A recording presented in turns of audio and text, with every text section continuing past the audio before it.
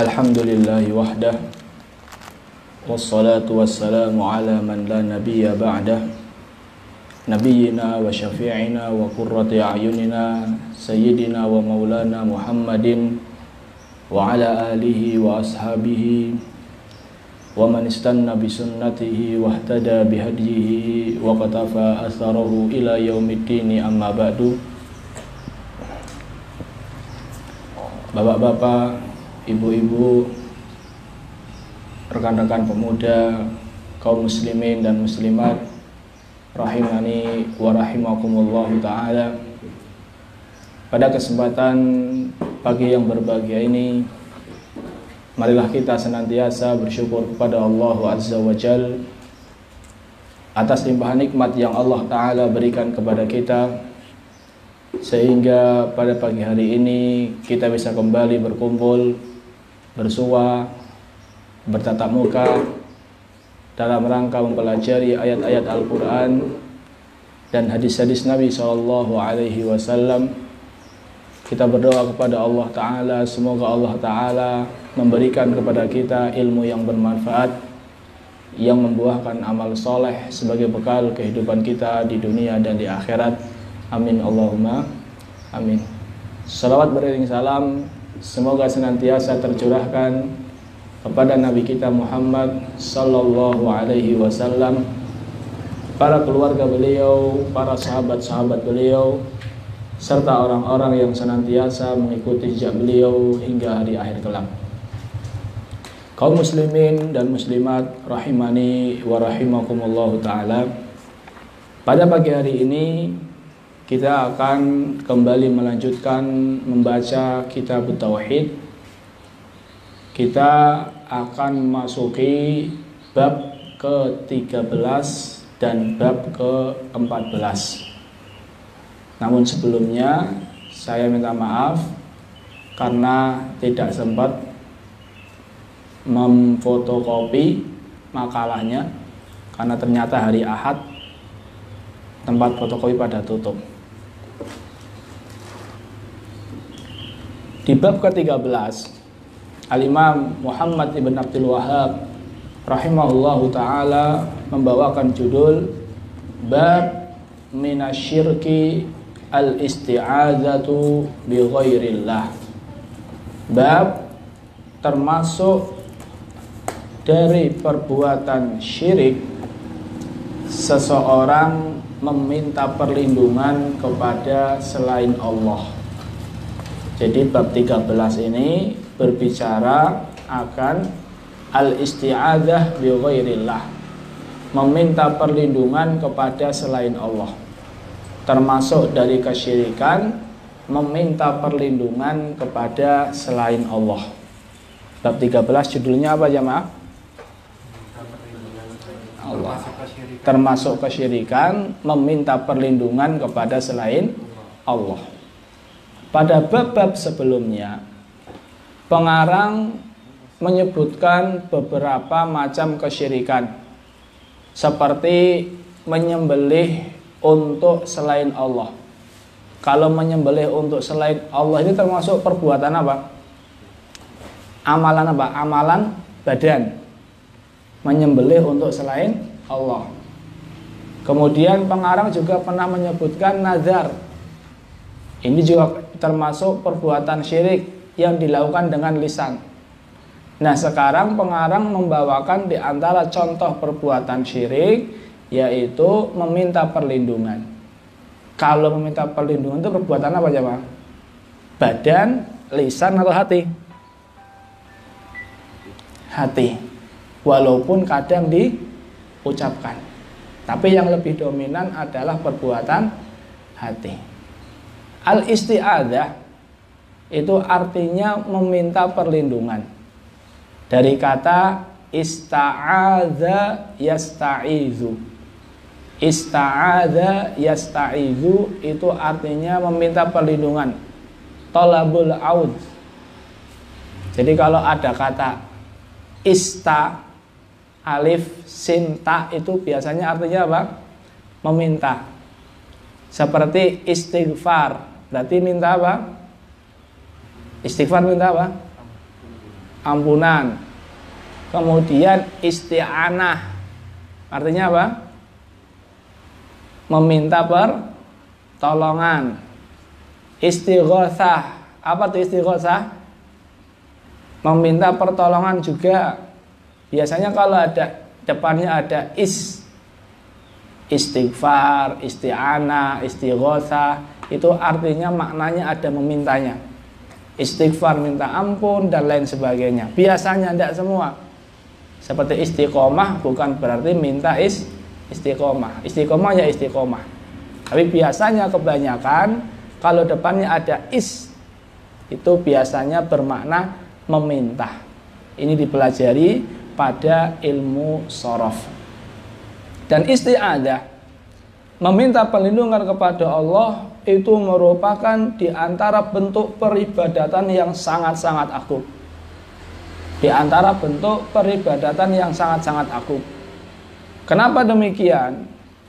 Karena tatkala seorang dia beristi'adah, meminta perlindungan, itu akan tumbuh kerendahan hati, akan tumbuh kehinaan, akan tumbuh betapa besarnya kebutuhan dia kepada zat yang dia minta perlindungan kepadanya. Jadi tumbuh apa? Kehinaan dia di hadapan Allah. Makanya isti'adzah itu adalah ibadah yang sangat agung. Allah Azza wa Jalla berfirman, wa imma yanzaghannaka minasyaitani nazghun fasta'id billah. Dalam Al-Quran surat Fussilat ayat 36, wa imma yanzaghannaka minasyaitan, dan apabila kamu diganggu oleh godaan setan, fasta'id billah. Apa artinya fasta'id billah? Minta perlindunganlah kepada Allah. Di dalam Al-Quran surat Al-Falaq, qul a'udzu birabbil falaq, katakanlah aku berlindung. Di dalam Al-Quran surat Al-Nas, qul a'udzu birabbin nas, katakanlah aku berlindung kepada Robnya manusia. Di dalam Al-Quran surat Al-Mu'minun ayat 97, Allah Ta'ala juga berfirman, wa qur rabbi a'udzu bika min hamazatis syayatin, dan katakanlah wahai Rabbku, aku berlindung kepadamu dari godaan setan. Jadi intinya ibadah itu, isti'adzah itu merupakan ibadah. Karena isti'adzah itu merupakan ibadah, berarti seseorang apabila dia beristi'adzah, meminta perlindungan kepada selain Allah dalam hal-hal yang tidak bisa dilakukan kecuali oleh Allah, maka dia telah terjatuh ke dalam apa? Kesyirikan. Saya ulang, isti'adzah termasuk ibadah bukan jamaah? Ibadah. Maka tatkala seseorang dia beristi'adzah, meminta perlindungan dalam hal-hal yang tidak bisa dilakukan kecuali oleh Allah kepada selain Allah, maka dia telah mempersembahkan ibadah kepada selain Allah. Makanya dia terjatuh ke dalam apa? Kesyirikan. Qul inna salati wa nusuki, katakanlah sesungguhnya salatku, wa nusuki, dan ibadahku. Jadi nusuk itu artinya bisa ibadahku, bisa sembelihanku. Untuk siapa? Wa mahyaya wa mamati lillahi rabbil alamin. Ini beberapa poin sebelum kita membahas bab tersebut. Ada satu poin lagi, macam-macam isti'adzah. Macam-macam isti'adzah.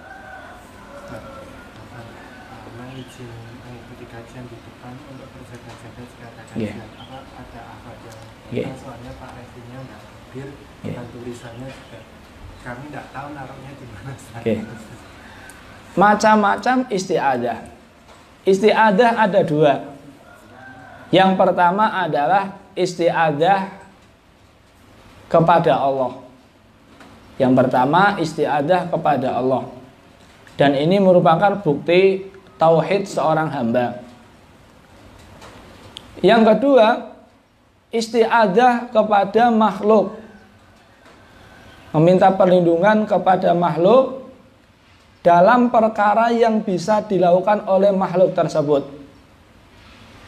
Meminta perlindungan kepada makhluk dalam hal-hal yang bisa dilakukan oleh makhluk. Ini boleh nggak jamaah? Boleh. Contohnya kita ada naudzubillah, ada orang yang mau menzalimi kita, kemudian kita datang ke polisi minta perlindungan kepada polisi. Polisi bisa menghalangi orang yang hendak menzalimi kita agar tidak menzalimi kita. Hal yang seperti ini dibolehkan karena bisa dilakukan oleh polisi. Yang kedua adalah isti'adzah kepada makhluk dalam hal-hal yang tidak bisa dilakukan oleh makhluk. Yang tidak bisa dilakukan oleh makhluk, atau minta perlindungan kepada mayit atau kepada jin. Meminta perlindungan kepada makhluk dalam hal yang tidak bisa dia lakukan, atau minta perlindungan kepada jin, atau meminta perlindungan kepada orang yang telah mati. Ini baru yang dinamakan dengan apa? Syirik. Jadi isti'adzah secara umum ada berapa jamaah? Ada dua. Yang pertama isti'adzah kepada Allah, yang kedua isti'adzah kepada siapa? Makhluk. Kepada makhluk ada dua. Kalau bisa dilakukan oleh makhluk ini tidak mengapa. Kalau tidak bisa dilakukan oleh makhluk, ini yang disebut dengan apa? Kesyirikan. Ini sebagai muqaddimah sebelum kita memasuki bab ke-13. Sekarang kita masuki bab ke-13. Bab minasyirki al-isti'adzatu bi ghairillah. Bab termasuk kesyirikan meminta perlindungan kepada selain Allah. Di sini pengarang membawakan dua dalil. Yang pertama adalah ayat Al-Qur'an, yang kedua adalah hadis Nabi SAW yang diriwayatkan oleh Imam Muslim. Yang pertama adalah firman Allah di dalam Al-Qur'an surat Al-Jin. Allah Ta'ala berfirman, wa annahu kana rijalun minal insi ya'udzuuna birijalin minal jinni fazaduhum rahaqa. Di dalam Al-Quran surat Al-Jin Allah Ta'ala berfirman, dan sesungguhnya kana rijalun minal insi, ada segerombolan orang dari manusia, ada segerombolan orang, ada segerombolan manusia, ya'udzuuna birijalin minal jinni, mereka meminta perlindungan kepada segerombolan kalangan jin. Jadi kata Allah, sesungguhnya ada segerombolan manusia meminta perlindungan kepada segerombolan apa? Jin. Apa yang didapat? Kata Allah, fazaduhum rahaqah. Justru ini menambah rahaqah. Rahaqah itu ada yang menafsirkan kesombongan, ada yang menafsirkan ketakutan. Ditafsirkan kesombongan, kalau kita artikan justru menambah jin semakin sombong.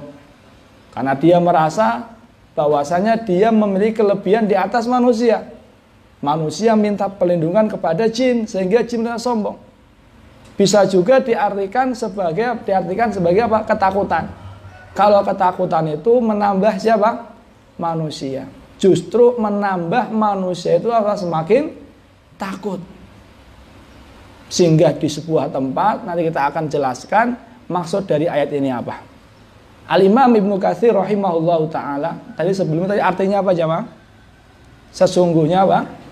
Ada segerombolan manusia minta perlindungan kepada segerombolan jin, justru itu menambah kesombongannya siapa?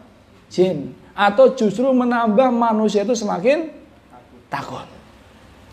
Al-Imam Ibnu Katsir rahimahullahu ta'ala beliau mengatakan, tatkala beliau menafsirkan ayat ini, bahwasannya jin mereka merasa memiliki kelebihan di atas manusia. Kenapa merasa memiliki kelebihan di atas manusia? Mereka merasa memiliki kelebihan di atas manusia karena mereka melihat bahwasannya manusia itu meminta perlindungan kepada mereka. Karena manusia itu minta kepada karena manusia itu minta kepada jin, sehingga jin itu merasa kalau dia memiliki kelebihan di atas manusia. Kemudian Ibnu Katsir membawakan perkataan As-Suddi. Kata As-Suddi rahimahullahu ta'ala, kana rajul, dahulu orang jahiliyah zaman dahulu, apabila mereka melewati sebuah lembah, apabila dia melewati sebuah lembah, dia akan mengatakan a'udzu bisayyidi hadal wadi.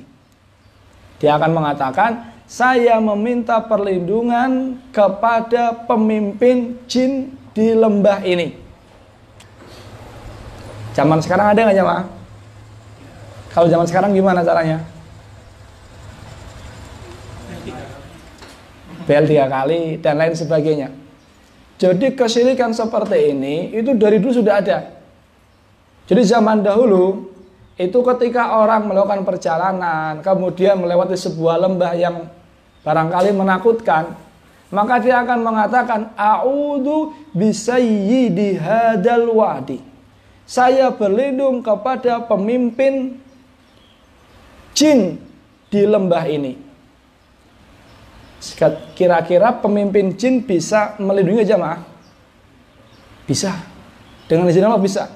Sebagai fitnah bagi manusia. Sehingga pemimpinnya itu menyuruh bawahannya agar tidak mengganggu manusia tersebut. Tapi ini tetap termasuk kesyirikan. Karena dia berlindung kepada sesuatu yang Ghaib. Dan ini kata Ibnu Katsir rahimahullahu ta'ala termasuk perbuatan kesyirikan yang dahulu dilakukan oleh orang-orang jahiliyah. Dan sebenarnya jamaah, perbuatan ini tidak dilakukan oleh semua orang. Dahulu hanya sebagian orang yang melakukan. Dikatakan bahwasanya yang melakukan itu adalah orang Yaman. Tatkala mereka melewati sebuah lembah, mereka akan berlindung kepada pemimpin lembah tersebut. Ini pertama kali dilakukan oleh orang Yaman. Pertama kali dilakukan segelintir orang, kemudian menyebar. Demikianlah biasanya kesyirikan. Awalnya dilakukan oleh sebagian orang, kemudian menyebar. Seperti penyembahan berhala di Jazirah Arab. Di Jazirah Arab, siapa yang pertama kali menyembah berhala jemaah? Siapa? Di Jazirah Arab, siapa? Amr ibn Luhai al-Khuzai. Jadi Amr ibn Luhai al-Khuzai ini, dia orang Arab, masih ada darah Syamnya. Suatu hari dia pergi dari Mekah ke Syam. Dari Mekah ke Syam. Syam itu mana jemaah? Ya, Suriah, Lebanon, Yordania, Palestina, pergi ke Syam. Kemudian dia melihat orang Syam itu membuat berhala. Jadi ini sesembahan dalam bentuk berhala. Kalau sesembahan dalam bentuk batu sudah lama. Tapi kalau dalam bentuk berhala ini pertama kali di Syam. Jazirah Arab belum mengenal. Ketika Amr ibn Luhai ke ke Syam, dia melihat orang-orang menyembah berhala. Ditanya, ini apa yang kalian lakukan? Ini sebagai bentuk peribadatan kami kepada berhala. Ketika hujan tidak turun, ketika ada masalah ini dan itu, kami meminta kepada mereka, akhirnya hujan turun. Sehingga Amr ibn Luhai meminta kepada mereka, kalau gitu tolong berikan kepada saya salah satu di antara mereka. Dikasihlah Amr ibn Luhai berhala yang bernama Hubal. Dibawa, ditaruh di sisi Ka'bah. Dari situlah mulai tersebar penyembahan kepada siapa? Berhala. Awalnya dilakukan oleh segelintir orang, kemudian menyebar ke seluruh Jazirah Arab. Demikian pula isti'adzah kepada selain Allah. Dahulu hanya dilakukan oleh sebagian orang Yaman. Akhirnya menyebar, banyak dilakukan oleh orang. Tapi tidak tahu kalau Indonesia duluan atau orang Yaman duluan jamaah. Yang minta perlindungan kepada selain Allah orang Yaman dulu atau Indonesia dulu? Hah? Indonesia. Wallahu a'lam. Ini Al-Quran surat Al-Jin. Allah Azza wa Jalla berfirman tadi, fazaduhum rohaqo. Ada segerombolan orang minta perlindungan kepada segerombolan jin, zaduhum rohaqo, justru menambah rohaqo. Apa arti rohaqo tadi jamaah? Apa arti rohaqo tadi? Rohaqo tadi artinya apa? Apa? Sombong. Kesombongan siapa? Jin. Bisa juga diartikan sebagai apa? Ketakutan. Ini menambah ketakutannya manusia.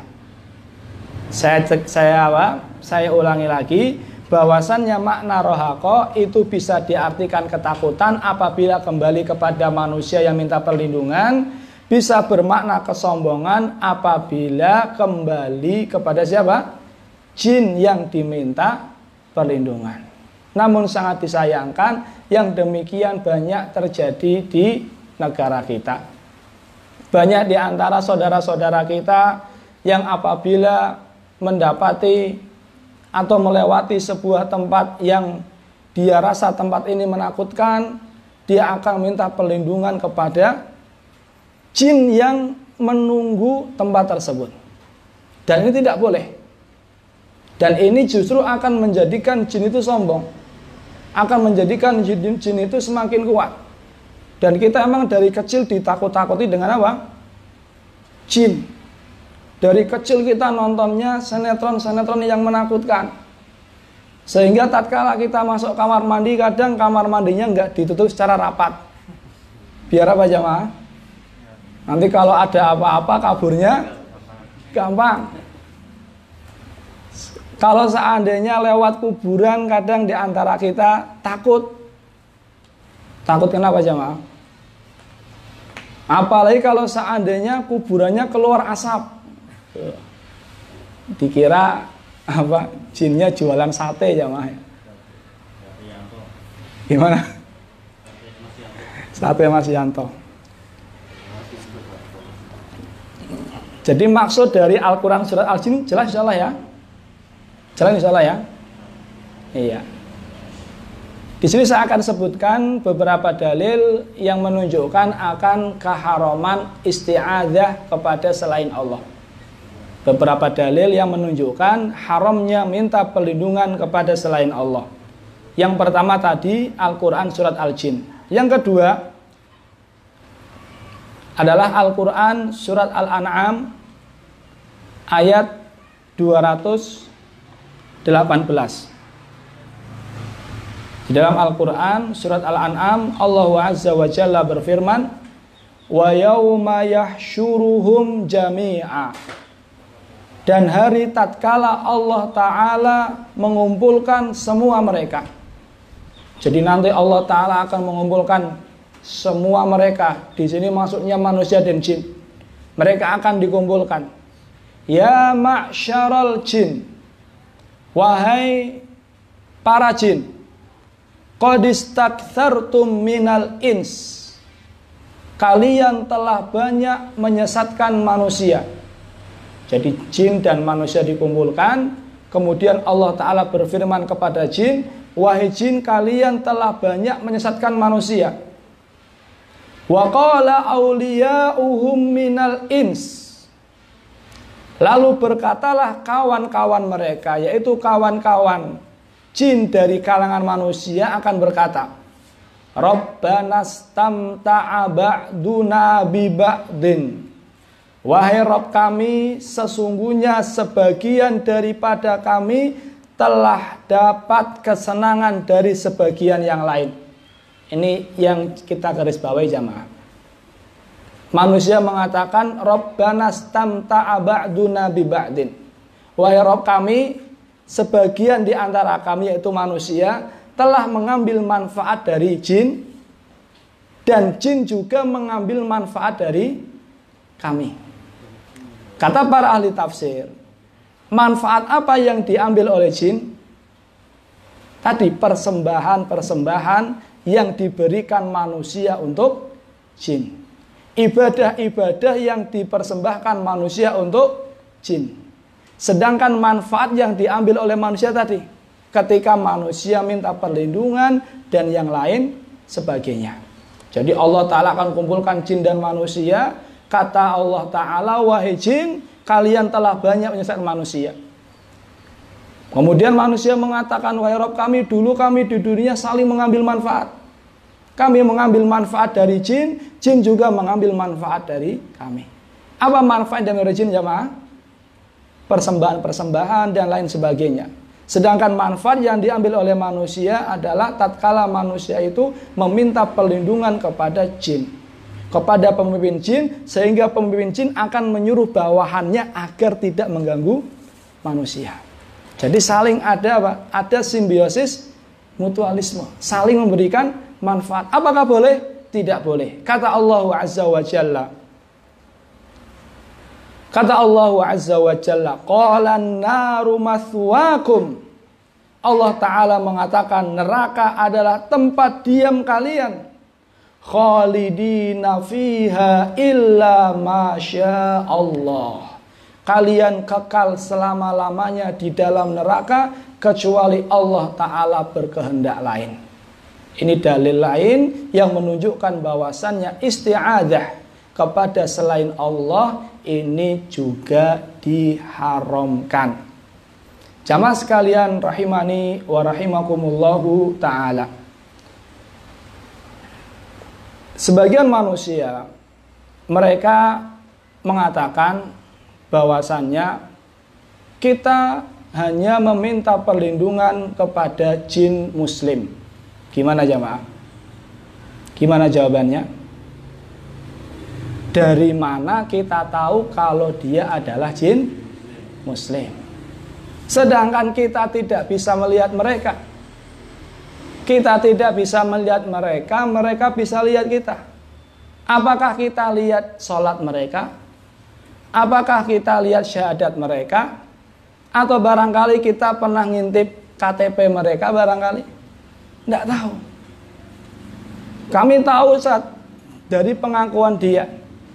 Ketahuilah bahwasannya secara asal jin itu pendusta.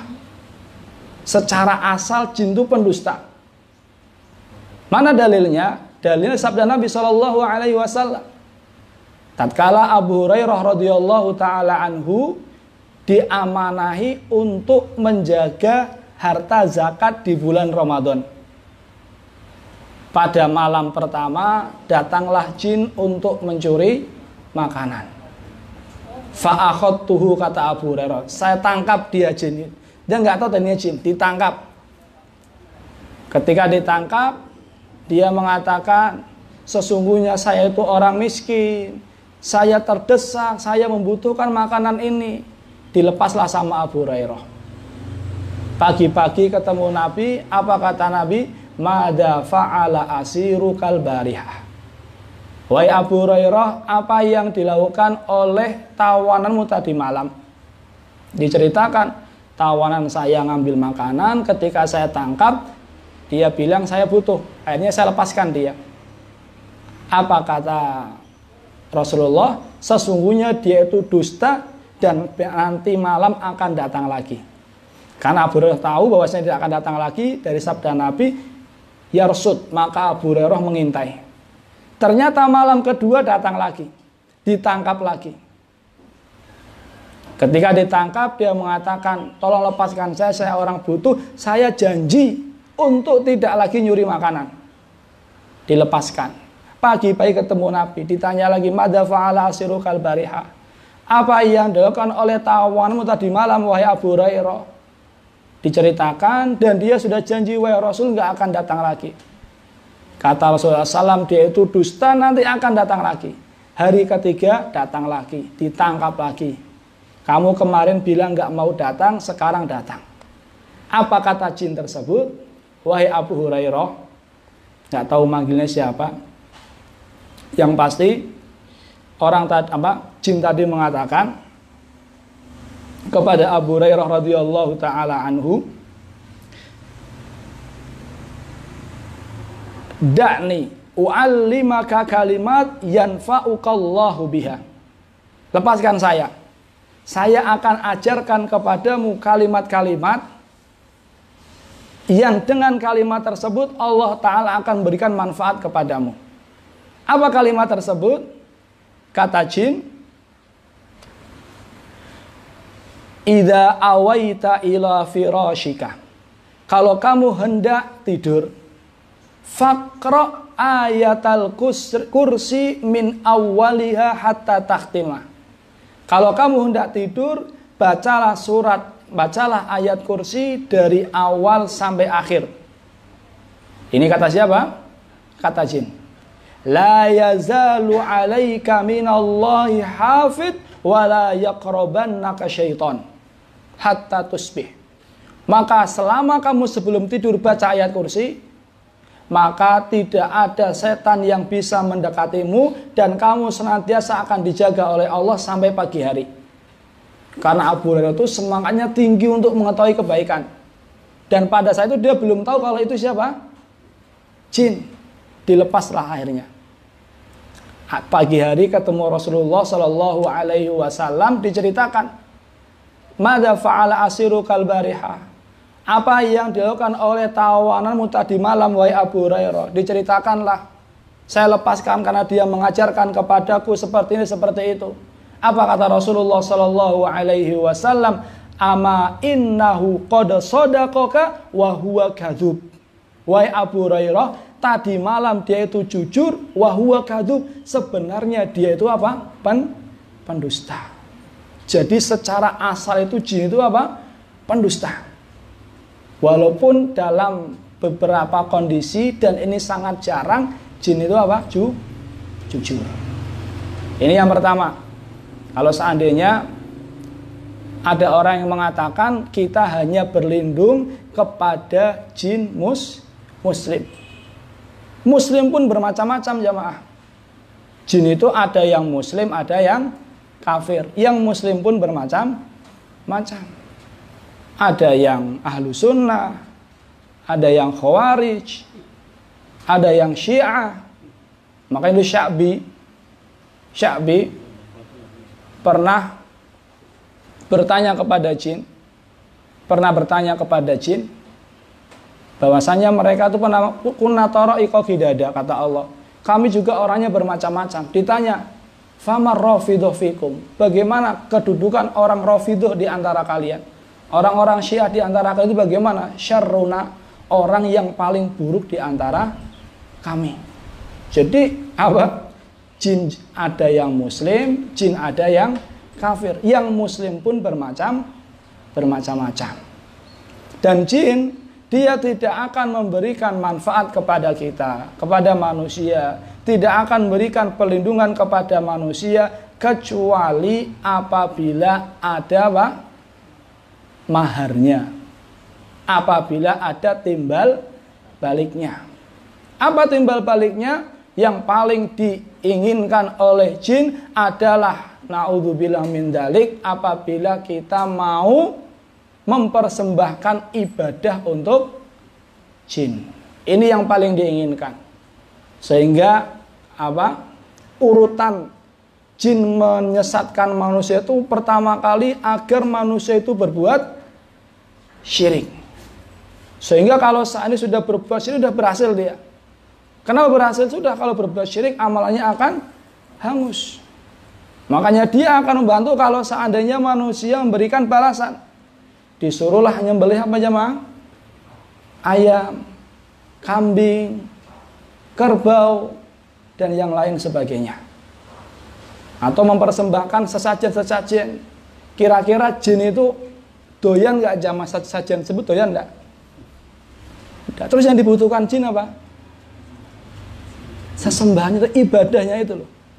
Tadzallulnya manusia, rendahnya manusia, hinanya manusia di hadapan jin. Dan kalau kita melihat Nabi Shallallahu Alaihi Wasallam tidak pernah sama sekali meminta perlindungan kepada jin, tidak pernah. Lihatlah kisah tatkala Rasulullah Shallallahu Alaihi Wasallam bersama rombongan, dan pada saat itu Rasulullah SAW bersama Aisyah radhiyallahu taala anha. Kata Aisyah radhiyallahu taala anha, saya dan Rasulullah berserta rombongan sedang melakukan perjalanan. Ketika kami sampai di tempat yang bernama Baida, tiba-tiba perhiasan saya hilang. Perhiasan Aisyah hilang. Akhirnya Rasulullah SAW berhenti di situ. Beliau mencari perhiasan Aisyah dan memerintahkan manusia untuk mencari perhiasan Aisyah. Dan pada saat itu mereka nggak ada.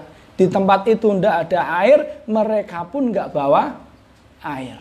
Akhirnya manusia di antara mereka ada yang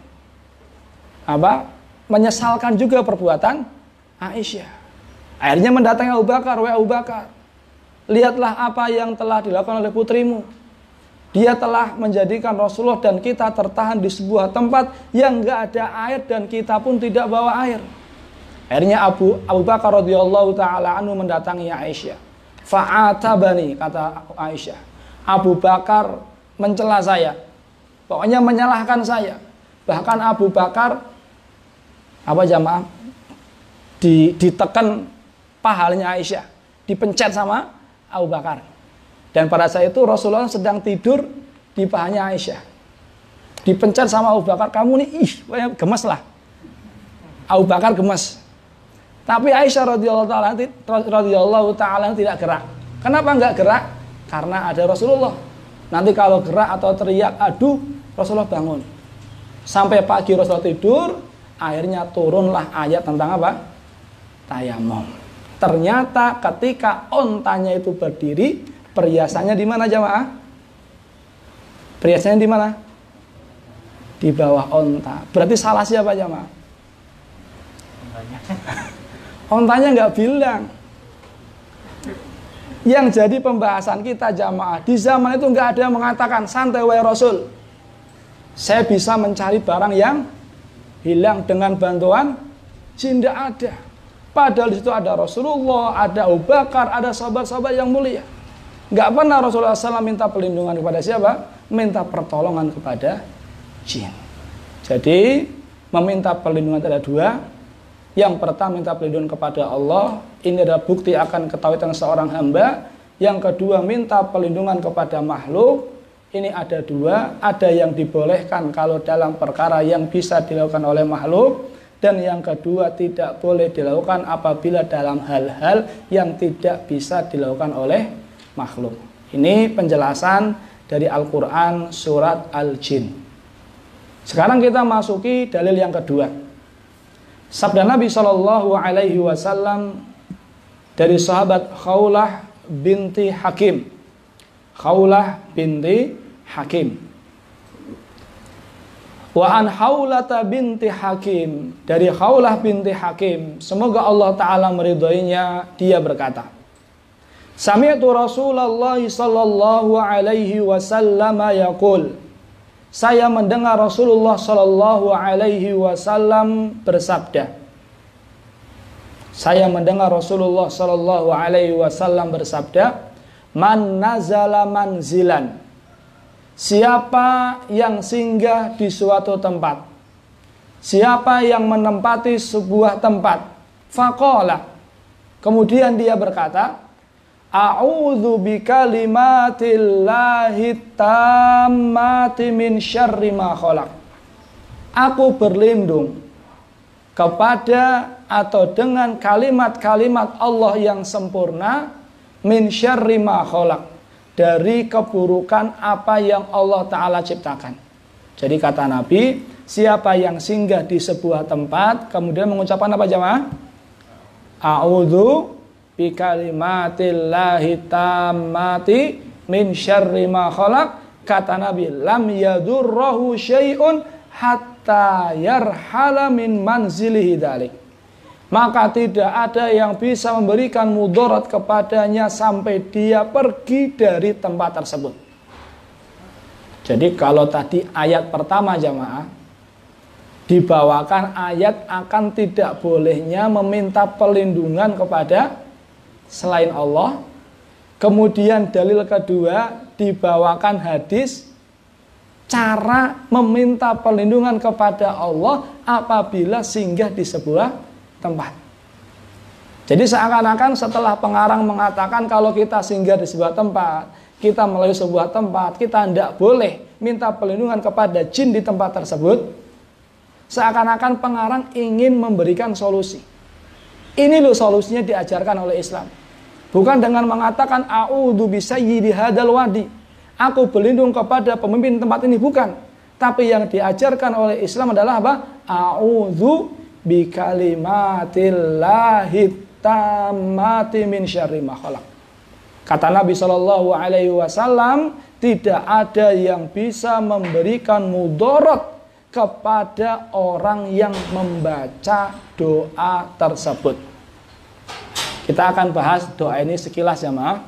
A'udzu bikalimatillah. Aku berlindung dengan kalimat Allah, dengan perkataan-perkataan Allah.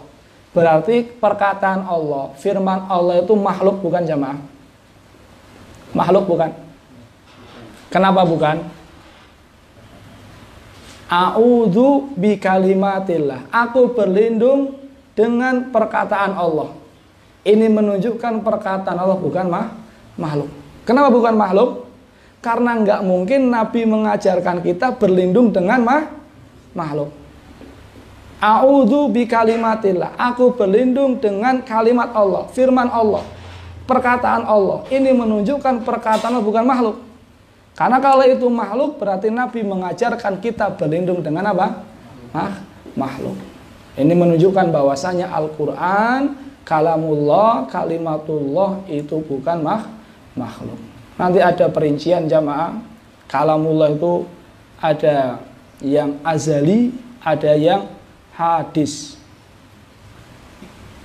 Bahas nggak jamaah? Kalamullah ditinjau dari asalnya adalah azali atau qadim. Maksudnya apa?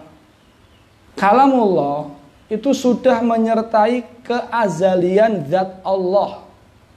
Jadi bukan sifat yang muncul kemudian. Jadi zat Allah itu sudah, Allah Ta'ala itu sudah berbicara dari dulu. Dari dulu. Ini dilihat dari apa? Dari asalnya. Ini menunjukkan akan kesempurnaan Allah. Dari dulu Allah Ta'ala itu mampu berbicara. Berbeda dengan manusia. Manusia pertama lahir bisa bicara nggak jamaah? Tidak bisa. Baru setelah 2 tahun baru bisa bicara. Bahkan ada yang lebih dari itu. Semakin cepat dia bisa bicara, semakin apa? Semakin bagus. Tapi kalau Allah Ta'ala dari dulu bisa, dari dulu Allah Ta'ala berbicara. Ini secara asal. Itu Allah Ta'ala berbicara azali, qadim dari dulu. Kalau kita lihat ditinjau dari saat bicaranya, maka firman Allah itu hadis. Hadis itu baru. Maksudnya apa? Kalau tadi qadim azali itu lama, kalau hadis itu apa? Baru. Baru apa?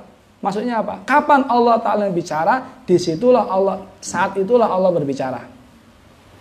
Kapan Allah berbicara, saat itulah kapan Allah ingin berbicara, saat itulah Allah berbicara. Seperti firman Allah, qul ya ayyuhal kafirun. Katakanlah wahai orang-orang kafir. Ini kapan Allah firmankan? Di zamannya Nabi Muhammad. Bukan di zaman Nabi Musa. Allah Ta'ala berbicara dengan Musa, wa matilka biyaminika ya Musa. Apa yang ada di tangan kananmu ya Musa? Qala hiya asaya, ini tongkatku. Kapan Allah berbicara itu? Di zamannya Nabi Musa, bukan di zamannya Nabi Adam. Ini hadis. Jadi ada qadim, ada hadis. Ini berbeda dengan pemahaman orang-orang Mu'tazilah. Kalamullah, kalimat Allah itu banyak dan gak ada habisnya. Allah Ta'ala berfirman, qul law kanal bahru midadan li kalimati rabbi. Katakanlah, kalau seandainya lautan dijadikan tinta untuk menulis kalimat Robku, lana fidal bahru, maka tinta yang dibuat dengan lautan itu akan habis. Qabla an tanfada kalimatu Rabbi, sebelum habis kalimat-kalimat Allah. Pusing nggak jamaah? Hah? Yang penting pernah dengar ya. Nanti kalau dengar penjelasan dari Ustadz yang lain, insya Allah akan semakin paham. Jadi intinya kalimatullah, kata-kata Allah, firman Allah itu bukan makhluk. Karena Nabi SAW mengajarkan kita, a'udzu bikalimatillah, aku berlindung dengan kalimat Allah. Kalau berlindung kepada kalimat Allah, kalau kalimat Allah itu makhluk, tentunya Nabi tidak akan mengajarkan kita berlindung menggunakan kalimat-kalimat Allah. Makanya boleh seorang bersumpah dengan Al-Quran, karena Al-Quran bukan makhluk. Yang tidak boleh seseorang bersumpah dengan makhluk. Man halafa bi ghairillah faqad asyrak. Siapa yang bersumpah dengan selain Allah, maka dia telah terjatuh kepada kesyirikan. Ini bab ke-13, al-isti'adzah bi ghairillah. Sekarang kita masuki bab ke-14. Bab minasyirki an yastaghitsa bi ghairillah au yad'u ghairahu. Tulis bab 14. Bab termasuk kesyirikan beristighatsah kepada selain Allah atau berdoa kepada selainnya. Termasuk kesyirikan beristighatsah kepada selain Allah atau berdoa kepada selain Allah. Apa itu istighatsah jamaah? Istighatsah itu thalabul ghaus, minta pertolongan. Bedanya istighatsah sama isti'anah apa?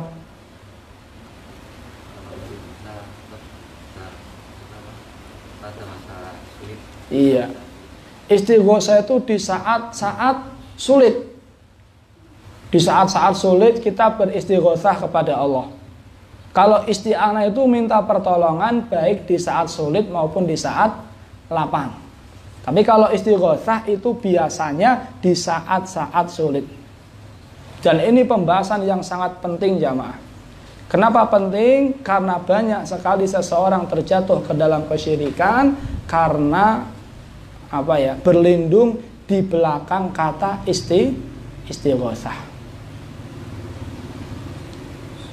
Istighatsah meminta pertolongan kepada Allah Azza wa Jal. Kita bahas minta perlindungan kepada Allah Azza wa Jal.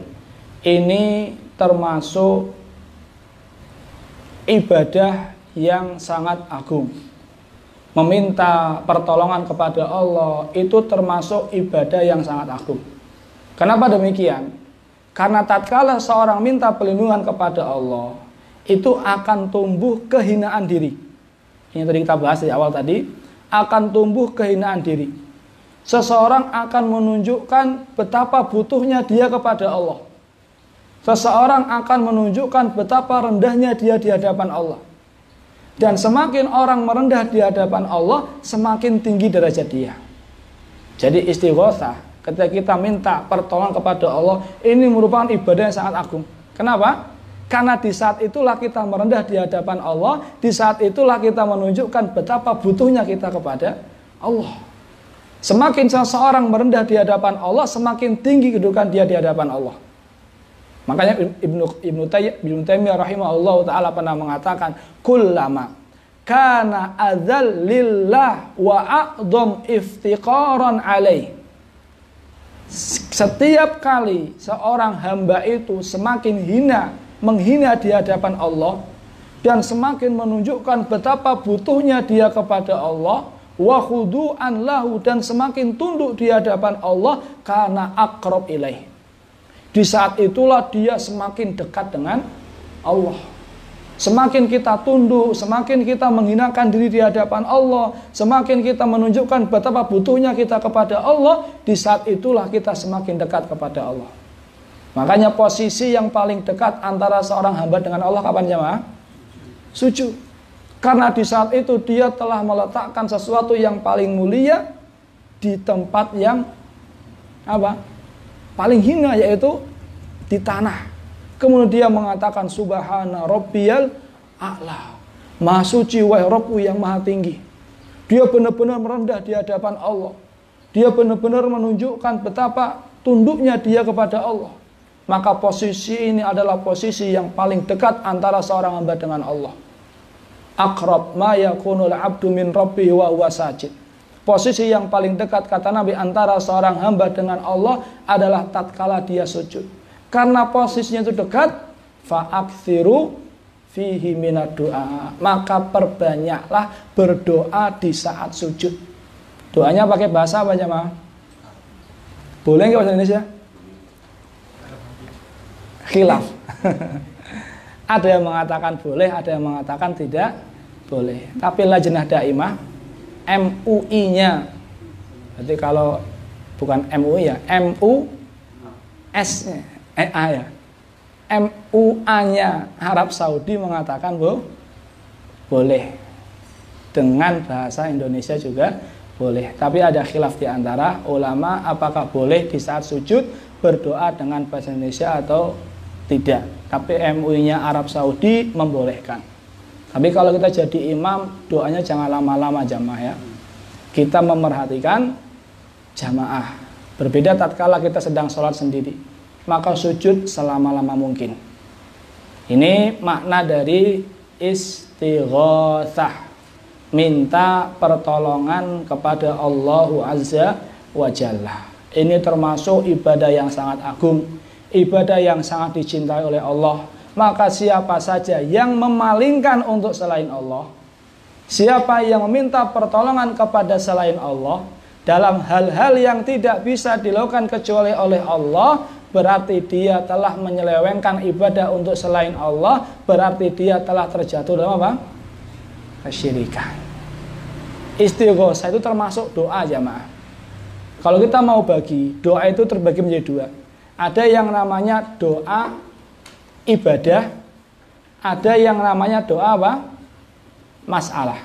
Saya ulang, doa itu ada dua, ada yang namanya doa ibadah, ada yang namanya doa masalah. Doa ibadah itu apa? Doa ibadah itu ibadah kita setiap hari ini.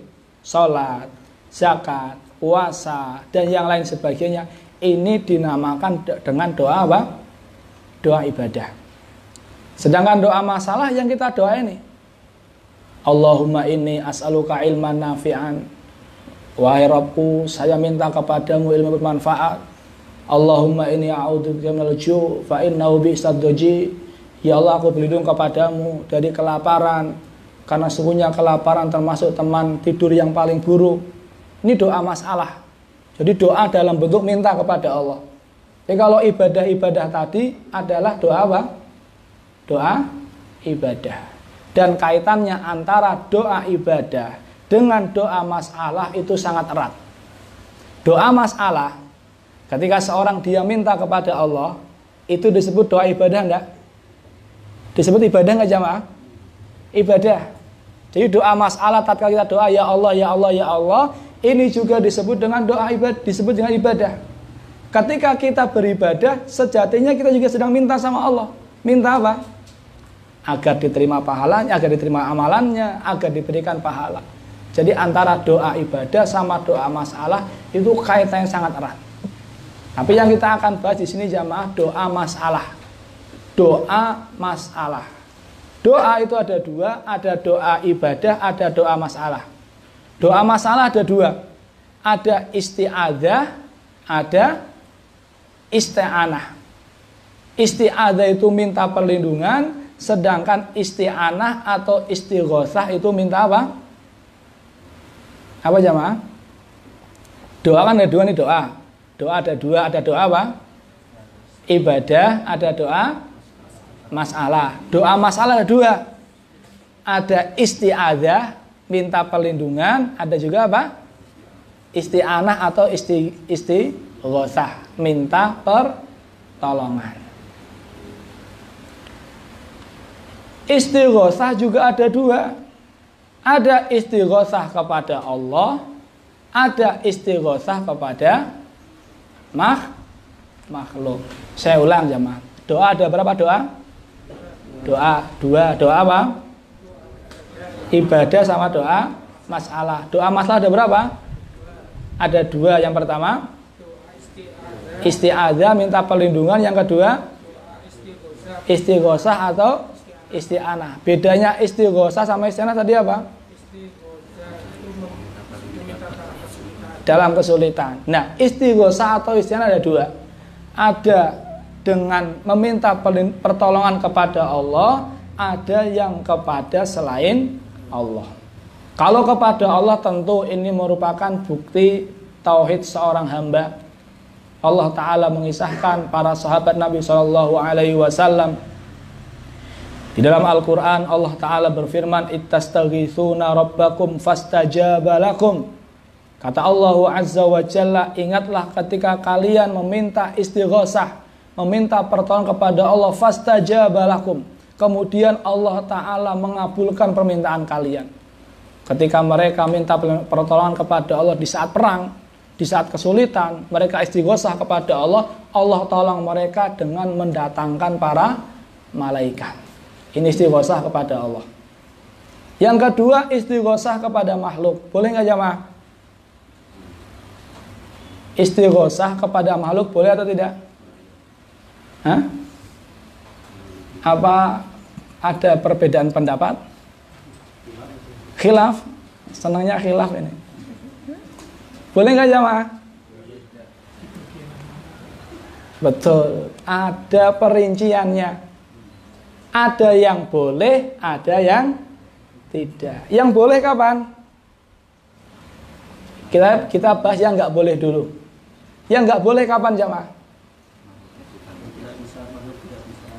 Iya, istighosah dalam hal-hal yang tidak bisa dilakukan oleh makhluk. Minta diberikan keturunan, minta diturunkan hujan dan yang lain sebagainya. Yang boleh yang bagaimana? Tadi yang apa? Tadi yang nggak boleh. Sekarang yang boleh bagaimana? Dalam hal-hal yang bisa dilakukan oleh makhluk tersebut. Contohnya minta uang. Contohnya naudzubillah ada orang yang tenggelam. Ada orang yang tenggelam. Dia kan dalam kondisi apa jemaah? Dia panik terus kesulitan kan? Dia masih punya cita-cita panjang, dia belum nikah lagi, tenggelam lagi. Dia minta pertolongan kepada orang, istighosah kepada orang. Boleh nggak jamaah? Boleh. Padahal orang ini bisa jadi bisa renang, bisa jadi tidak bisa renang. Tapi secara umum seseorang itu bisa melakukan hal tersebut gitu loh. Secara umum manusia itu bisa menyelamatkan orang tatkala dia tenggelam, itu maksudnya. Atau seseorang yang dalam kondisi ketakutan, kemudian dia minta pertolongan kepada atasannya, atau minta pertolongan kepada polisi dan lain sebagainya. Atau tatkala seorang sakit, dia minta pertolongan kepada dokter. Ini dibolehkan dalam hal-hal yang mampu dilakukan oleh manusia secara umum. Jangan katakan, Ustadz tadi yang tenggelam tadi kan barangkali manusia tidak bisa. Berarti minta pertolongan kepada selain Allah dalam hal yang nggak bisa, Ustadz. Syirik berarti? Tidak. Secara umum manusia bisa melakukannya. Jadi nolongin orang yang tenggelam itu, walaupun tidak semua kita bisa, tapi secara umum manusia itu apa? Bisa. Ini pembagian istighosah atau isti'anah. Saya ulang, doa ada dua, ada ibadah, ada masalah. Masalah ada berapa? Ada dua, ada isti'adah, ada isti'anah atau istighosah. Istighosah ada berapa? Ada dua. Yang pertama yang tidak boleh, istighosah kepada hal yang tidak bisa dilakukan oleh makhluk. Yang kedua yang boleh, istighosah dalam hal yang bisa dilakukan oleh makhluk. Ini sebagai mukaddimah. Sekarang kita masuk ke ayat yang pertama. Allah Azza wa Jalla berfirman, "Wala tad'u min dunillahi ma la yanfa'uka wa la yadurruka fa in fa'alta fa innaka idzan minadh dhalimin." Kata Allah Azza wa Jalla, "Wala tad'u." Janganlah engkau berdoa, janganlah engkau meminta. Ini khitabnya. Ayat ini turun kepada Nabi. Berarti kita artikan, janganlah engkau wahai Nabi Muhammad tada'u, berdoa. Tadi doa itu ada dua kan? Bisa doa apa? Masalah, bisa doa ibadah. Jadi masuk dalam dia istighosah. Janganlah engkau berdoa kepada selain Allah ma la yanfa'uka, yang tidak bisa memberikan manfaat kepadamu, wala yadurruka, dan tidak bisa memberikan mudarat kepadamu. Fa innaka idza fa'alta, kalau fa innaka idzam fa in fa'alta, kalau kamu lakukan hal tersebut, kalau kamu minta pertolongan, berdoa kepada selain Allah, fa innaka idzam minadh dhalimin, maka kamu termasuk orang-orang yang zalim. Al-Quran surat Yunus ayat 106. Di dalam ayat ini jamaah, Allah Azza wa Jal berfirman kepada Nabi Muhammad sallallahu alaihi wasallam, janganlah engkau berdoa kepada selain Allah yang tidak bisa memberikan manfaat maupun mudarat. Di sini yang dilarang siapa jamaah? Nabi Muhammad.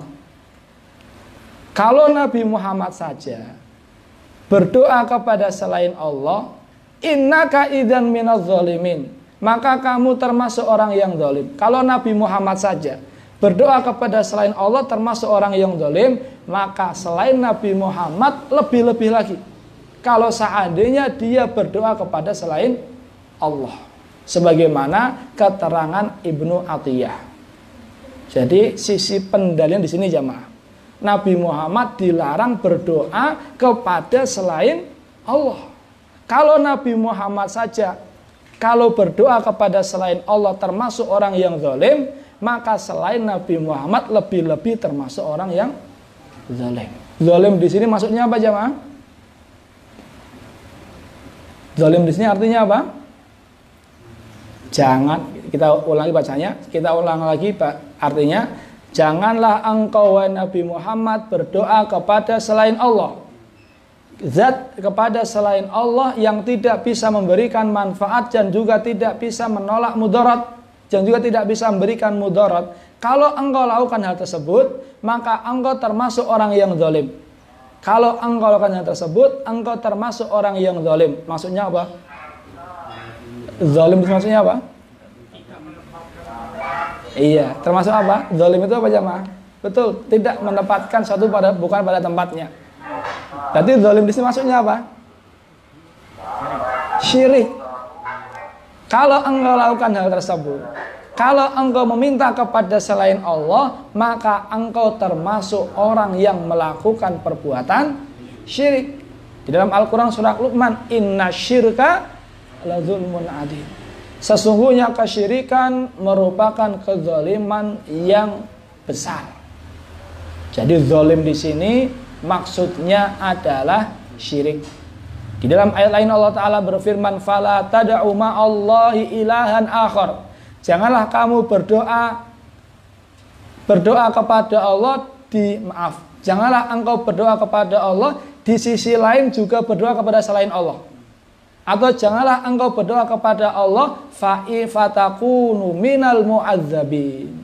Kemudian engkau akan termasuk orang-orang yang diazab.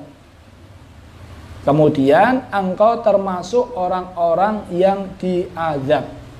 Jadi orang yang berdoa kepada selain Allah itu dia terjatuh ke dalam kesyirikan dan berhak untuk mendapatkan apa? Azab. Jadi intinya jamaah, ayat ini adalah larangan untuk berdoa kepada selain Allah Dan termasuk berdoa kepada selain Allah itu adalah istighotsah kepada selain Allah. Ini ayat yang pertama jamaah. Sekarang kita masuki ayat yang kedua. Allah Azza wa Jalla berfirman, wa iyamsaskallahu bidurrin fala kashifalahu illahu. Apabila Allah Ta'ala ingin menimpakan bahaya kepada engkau, fala kashifalahu illahu, maka tidak ada yang bisa menghilangkan bahaya tersebut kecuali Allah. Wa iyuridka bi khairin, kalau Allah menghendaki kebaikan untukmu, fala radda li fadlih, maka tidak ada yang bisa menolak karunia Allah. Jadi kata Allah, apabila Allah menghendaki keburukan untukmu, maka tidak ada yang bisa apa? Menghalangi. Dan apabila Allah menghendaki kebaikan untukmu, maka tidak ada yang bisa apa? Menghalangi. Ini menunjukkan bahwasannya Allah Ta'ala satu-satunya pengatur alam semesta. Satu-satunya Allah lah yang mampu memberikan manfaat dan mampu menolak apa? Mudarat. Namun sangat disayangkan jamaah, banyak di antara saudara-saudara kita yang meyakini bahwasannya mayat-mayat yang sudah meninggal itu bisa memberikan manfaat. Padahal di saat hidup saja mereka membutuhkan manfaat. Di saat hidup mereka masih butuh kepada Allah. Mereka butuh bantuan manusia di saat hidup. Apalagi setelah meninggal. Kalau mereka telah meninggal, kalau mayat-mayat tersebut telah meninggal jamaah, yang butuh itu kita atau mereka jamaah? Hah? Mereka butuh dari kita apa? Doa. Mereka butuh agar kita mendoakan. Makanya dahulu Nabi SAW kalau habis menguburkan mayat, apa kata Nabi? Apa kata Nabi SAW? Istaghfiru li akhikum, minta ampunlah untuk saudaramu. Yang meninggal siapa itu jamaah? Para sahabat. Para sahabat saja kalau meninggal masih butuh doa. Ketika syuhada Uhud dikuburkan, apa kata Nabi? Fastaghfiru lahu, minta ampunlah untuk mereka, para syuhada. Itu saja Nabi SAW masih memerintahkan kepada para sahabatnya untuk memintakan ampun kepada siapa jamaah? Orang-orang yang telah meninggal. Maka tidak nyambung kalau seandainya justru kita menjadikan mereka wasilah untuk meminta kepada Allah Azza wa Jalla. Istighosah kepada selain Allah tidak boleh. Tapi kalau di zaman sekarang jamaah, untuk menutupi istighosah atau untuk menutupi kesyirikan, maka mereka mencampur adukkan antara yang hak dengan yang batil. Jadi kalau seandainya acaranya itu murni kesyirikan, maka banyak manusia yang akan apa? Menolak, jelas-jelas ini syirik. Tapi kalau seandainya acaranya itu dikemas jamaah, dicampur adukkan antara yang hak dengan yang batil, maka banyak orang-orang awam yang tertipu. Seperti tatkala jamaah Gunung Merapi di Jogja, mereka melakukan istighosah. Istighosahnya minta kepada Allah. Minta kepada Allah. Bersamaan dengan hal itu, mereka juga menanam kepala apa? Kerbau atau sapi? Enggak semangat ini jemaah. Hah? Kerbau. Kepala kerbau. Jadi mereka ngaku jemaah ketika diwawancara, mereka ngaku kita beristighosah kepada Allah, tapi untuk menghubungkan kita dengan alam, kita ngubur apa?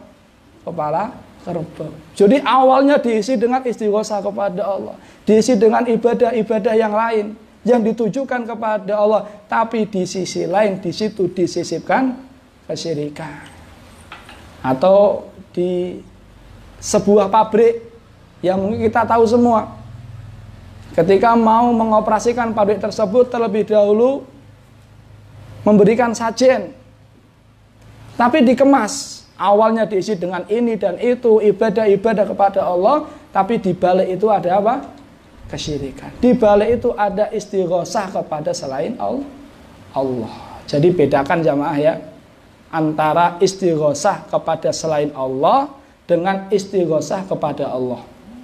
Bedakan antara istighosah yang benar-benar meminta pertolongan kepada Allah dengan istighosah yang bercampur antara beribadah hanya kepada Allah namun disisipkan ibadah-ibadah yang ditunjukkan untuk selain Allah. Ini pentingnya belajar tauhid jamaah. Kalau barangkali kita tidak belajar, ketika ada yang mengingkari kenapa melakukan ini dan itu, kita nggak akan setuju. Masa istighosah kepada Allah dilarang? Padahal di sisi lain ada istighosah, acara-acara yang ditunjukkan untuk selain Allah. Jelas ya, Ma? Ya, sekarang kita masuk dalil yang ketiga. Dan ini yang terakhir. Allah Azza wa Jalla berfirman, "Wa man adallu mimman yad'u min dunillah." Dan siapakah yang lebih sesat? Mimman yad'u min dunillah. Melebihi sesatnya orang yang berdoa kepada selain Allah. Malla yastajibu lahu ila yaumil qiyamah. Yang dimana sesembahan tersebut tidak bisa mengkabulkan sampai hari kiamat. Jadi tidak ada orang yang lebih sesat melebihi sesatnya orang yang berdoa kepada selain Allah. Ini menunjukkan bahwasanya kesyirikan dalam doa itu merupakan kesesatan dalam berdoa kepada selain Allah, itu merupakan kesesatan yang paling apa? Besar. Karena kata Allah, "Waman adallu," dan siapakah yang lebih sesat dari orang yang berdoa kepada selain Allah. Ini menunjukkan berdoa kepada selain Allah itu merupakan kesesatan apa? Yang paling besar. Mala yastajibu lahu ila yaumil qiyamah, yang tidak bisa mengabulkan sampai hari kiamat, wahum an du'ai mughafilun, dan yang disembah itu lalai dengan doanya orang-orang yang berdoa. Wa idza husyiran nasu kanu lahum a'da, dan kelak di hari kiamat tatkala dibangkitkan mereka akan menjadi musuh. Yang berdoa sama yang apa? Ditunjukkan kepadanya doa, kelak di hari kiamat tatkala dikumpulkan mereka akan menjadi apa? Musuh. Ayat ini jamaah, ini bukan berdoa kepada batu. Bukan, nanti kita akan jelaskan. Bukan berdoa kepada jin, tapi berdoa kepada orang-orang yang telah mati. Kenapa demikian? Ada 3 alasan. Yang pertama jamaah, malla yastajibu lahu ila yaumil qiyamah.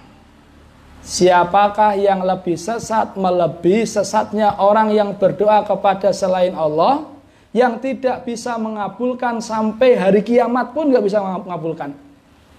Ini kapan hari kiamat maksudnya? Setelah dibangkitkan. Yang dibangkitkan itu hewan, yang dibangkitkan itu seperti batu, pohon, atau manusia juga jemaah. Manusia. Ketika mereka dibangkitkan, mereka juga tidak bisa mengabulkan. Ini menunjukkan apa? Bahwasannya kesesatan di sini adalah berdoa kepada siapa? Manusia yang telah meninggal. Nanti kalau dibangkitkan juga nggak bisa mengabulkan. Yang kedua alasannya kenapa di sini yang dimaksud adalah manusia yang telah meninggal. Yang kedua adalah alasannya kanaulahum a'da. Nanti dari kiamat akan menjadi musuh. Mungkinkah batu akan menjadi musuh bagi kita jamaah? Mungkin pohon akan menjadi musuh bagi kita? Tidak. Tapi siapa yang jadi musuh? Imam manusia, imam jin. Dan yang ketiga adalah man la yastajib, dalam bahasa Arab man itu untuk yang antara man sama ma bedanya apa jamaah? Kalau ma itu untuk yang tidak berakal, kalau man itu untuk yang berakal. Jadi menunjukkan orang yang lebih sesat, orang yang paling sesat adalah orang yang berdoa kepada selain Allah. Selain Allah di sini maksudnya siapa? Orang-orang yang telah meninggal dunia. Kita kembali ke masalah istighosah. Istighosah jamaah, sebagian saudara-saudara kita, mereka pun memiliki banyak sekali syubhat, memiliki banyak sekali alasan untuk melegalkan perbuatan mereka. Di antaranya, mereka berdalil dengan firman Allah, wala taqulu liman yuqtalu fi sabilillahi amwat. Janganlah kamu katakan orang-orang yang mati syahid itu mati. Jangan kamu katakan orang-orang yang terbunuh di medan jihad itu mati. Bal ahyaun inda rabbihim. Tapi mereka itu hidup di sisi Rabb mereka, walakin la tash'urun. Tapi kalian tidak sadar. Mereka mengatakan bahwasannya orang yang mati syahid itu apa? Hidup. Kalau yang mati syahid aja hidup, tentunya Nabi Muhammad pun hidup dan orang-orang soleh pun hidup. Jelas jamaah dalil mereka? Kuat nggak jamaah? Kuat nggak? Cukup sampai sini ya, kita tutup pengajiannya jamaah. Yang pertama kita jawab, pemahaman mereka, maaf sebelumnya, sisi pendalilan mereka di ayat ini jelas nggak jamaah? Jadi mereka berkeyakinan bahwasannya orang-orang yang telah mati itu apa? Hidup. Karena mereka hidup, mereka bisa apa? Kita meminta kepada mereka. Ini alasan mereka. Yang pertama, pemahaman mereka di sini adalah pemahamannya salah. Kenapa salah? Kok gampang sekali kamu mengatakan salah? Karena bertentangan dengan perbuatan dan pemahaman para sahabat. Kira-kira para sahabat baca ini enggak jamaah? Baca enggak? Baca. Orang yang menukil Al-Quran sampai kita kan para sahabat. Bahkan hafal.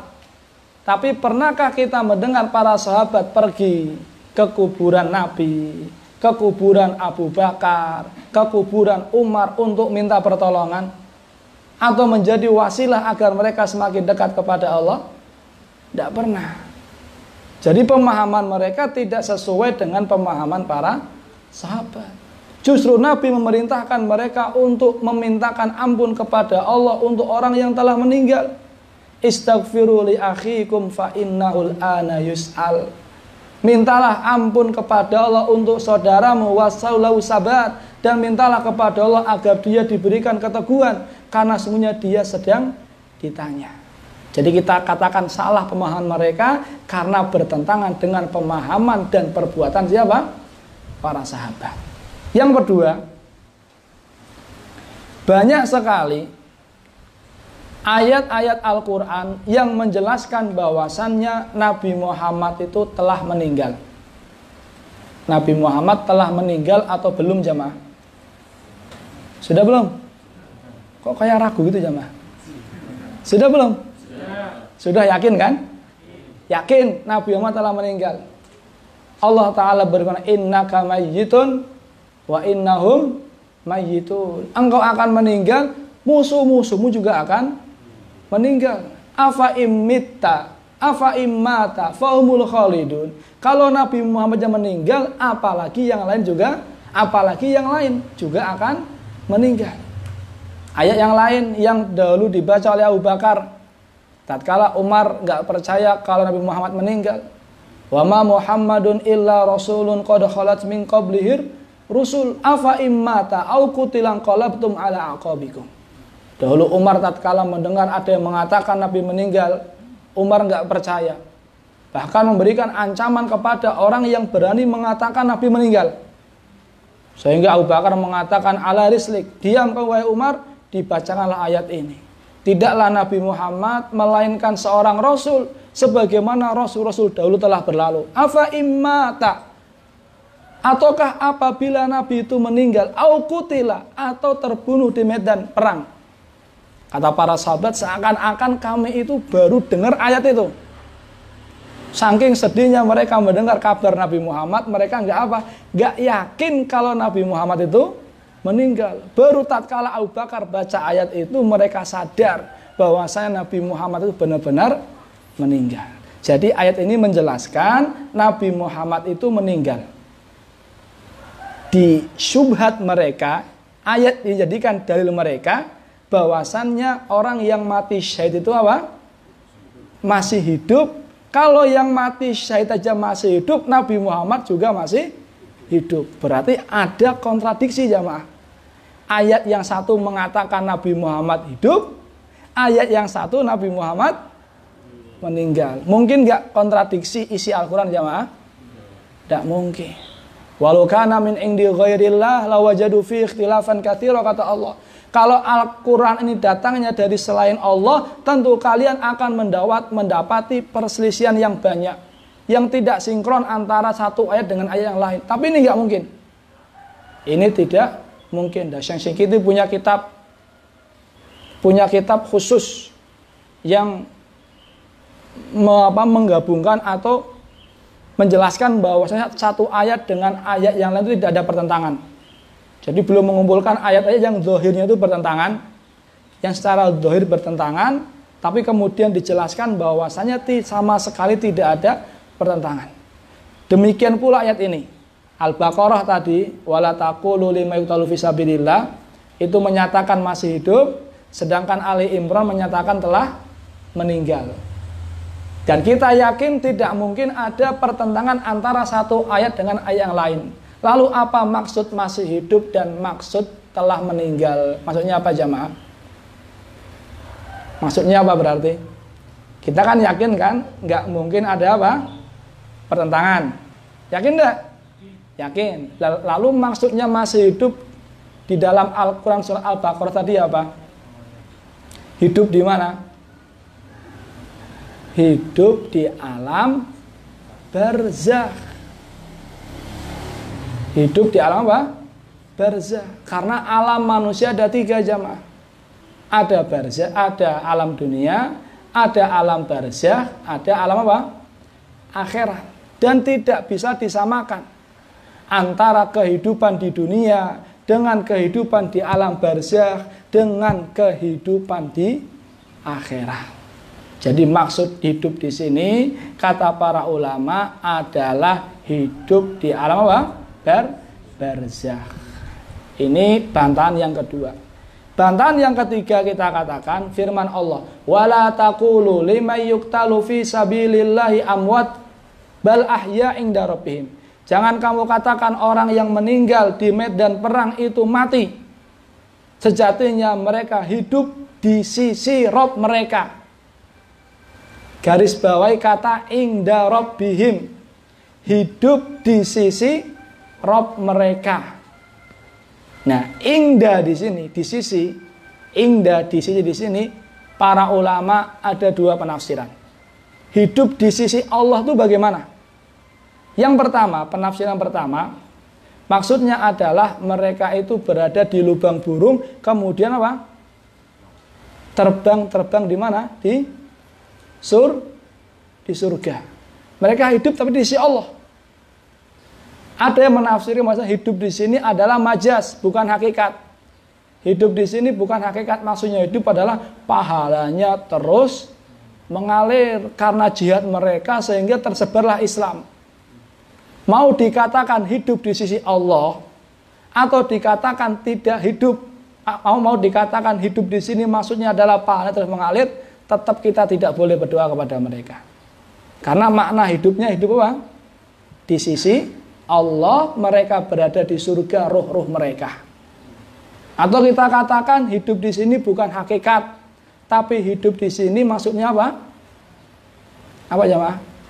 Pahalanya terus mengalir.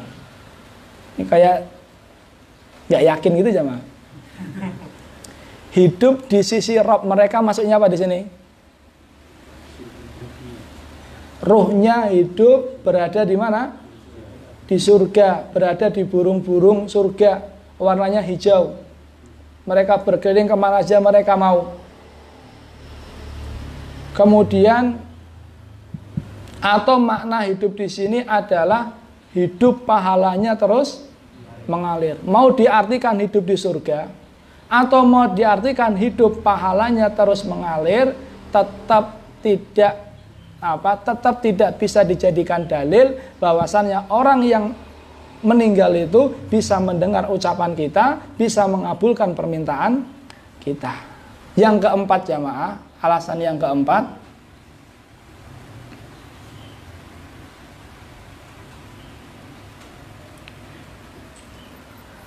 ya, alasan yang keempat, syubhat yang kedua. Kalau tadi syubhat yang pertama, orang itu masih, para wali itu masih hidup, atau orang yang mati syahid masih hidup. Jawabannya bagaimana jamaah tadi? Masih ingat nggak? Ada 3 jawaban. Tadi pertama apa? Pemahaman mereka tidak sesuai dengan pemahaman para sahabat. Yang kedua apa? Hidup di sini maksudnya hidup di alam barzakh. Yang ketiga, hidup di sisi Rabb mereka maksudnya apa? Arwahnya di surga. Kemudian mereka juga berdalil, walau annahum idzalamu anfusahum ja'uka fastaghfirullah wastaghfara lahumur rasul. Kalau seandainya mereka berbuat zalim, mereka segera mendatangi Nabi untuk beristighfar kepada Allah dan minta agar Nabi memintakan ampun kepada Allah. Lihat deh, kata mereka, lihat deh di sini. Allah Ta'ala perintahkan mereka untuk mendatangi Nabi agar Nabi memintakan ampun. Mereka mengatakan baik masih hidup maupun telah meninggal. Ini dalil berikutnya yang mereka gunakan. Jadi nggak heran jamaah kalau seandainya banyak orang yang tertipu oleh mereka, karena mereka juga berdalil dengan Al-Quran. Ini pentingnya belajar tauhid. Dengan itu kita bisa membentengi diri kita dari terjatuh ke dalam apa? Kesyirikan. Bagaimana cara menjelaskan pemahaman mereka ini? Yang pertama, walau annahum idzalamu. Ini firman Allah, walau annahum idzalamu. Kalau seandainya mereka apa arti ketika idzalamu anfusahum, ketika mereka mendolimi diri mereka, ja'uka, mereka datang kepadamu, fastaghfirullah, minta ampun kepada Allah, wastaghfara lahumur rasul, dan Rasul mintakan ampun kepada mereka. Ingat kata-kata ketika. Ketika itu kan berarti pada saat itu jamaah kan. Pada saat itu, dan ayat ini turun kepada orang-orang yang berhukum kepada selain Allah, kepada selain hukum Allah. Di zaman Nabi Muhammad ada orang yang berhukum dengan taghut. Kata Allah, kalau mereka di saat itu datang menemui Nabi agar Nabi mintakan ampun kepada mereka, berarti di zaman itu Nabi masih hidup atau tidak? Masih hidup. Dan menggunakan kata bukan idza. Kalau idza apa artinya? Idza artinya apa ya, Ma? Mana yang belajar dulu seluruh? Gurunya mana gurunya? Idza artinya apa? Apabila. Beda nggak artinya apabila sama ketika jamaah? Beda. Kalau ketika itu pada saat itu, di saat itu memang Nabi masih hidup. Tapi kalau apabila, itu kapan saja. Kapan saja kita berbuat dosa, kita datang ke kuburannya Nabi untuk apa? Meminta kepada Nabi agar Nabi memintakan ampun. Tapi di sini menggunakan kata artinya ketika, bukan idza, yang artinya jika. Kemudian firman Allah, walau annahum kita bahas lagi, walau annahum idzalamu anfusahum ja'uka. Kalau seandainya mereka ketika mendolimi diri mereka itu berbuat dosa, ja'uka, mereka datang kepadamu. Apakah ayatnya datang kepada kuburanmu jamaah? Ja'uka atau ja'u kobroka? Ja'u kobroka? Ja'uka, datang kepadamu, bukan datang menuju kuburanmu. Dan ada 4 cara membantah orang-orang yang berdalil dengan dalil tersebut. Di antara syubhat mereka adalah doa kita, Assalamualaikum ya ahlad diyar. Ini kita salam kepada mereka. Buat apa kita salam kalau mereka tidak hidup? Justru di doa ini balasan buat mereka, bantahan buat mereka. Assalamualaikum ya ahlad diyar. Yang butuh siapa yang butuh doa? Justru mereka yang butuh doa. Kemudian dalil mereka ketika tahiyat, Assalamu alaika ayuhan nabi. Khitabnya kepada nabi yang diajak bicara nabi, berarti nabi itu masih hidup. Dan alasan-alasan lain yang dijadikan dalil oleh mereka yang membolehkan beristighosah atau meminta perlindungan beristighosah, meminta pertolongan kepada nabi walaupun nabi sudah meninggal dunia. Dan kiaskan kepada para wali dan yang lain sebagainya. Wallahu ta'ala alam bisawab. Cukup sampai di sini. Sudah mau jam 11. Intinya ketangkap gak jamaah? Nanti saya capek-capek bicara ternyata tidak paham. Tadi Ustadz ngomong apa nggak jelas. Intinya istighosah itu boleh nggak jamaah? Yang boleh yang gimana? Kepada Allah. Kalau kepada makhluk boleh nggak? Boleh. Ada rinciannya. Ya. Ya, wallahu ta'ala alam bisawab. Insyaallah nggak ada pertanyaan ya.